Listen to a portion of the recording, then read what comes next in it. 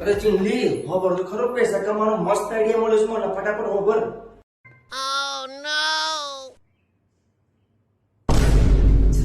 જલ્દી કરો મારાથી રહેવાતો નથી. એવો કયો આઈડિયા લઈને આવ્યા છો તમે? અલે ખબર તો ખરી પણ આપણા ગામની અંદર 500 ની વસ્તી છે. કેટલી 500 ની?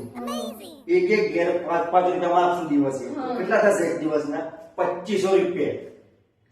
અને એવા 10 દિવસના કેટલા? 25000. અને એ મહિનાની ગણતરી મળે કેટલી ઇન્કમ થશે આપણી? 75000 રૂપિયા. 75000 રૂપિયા ખબર પડે?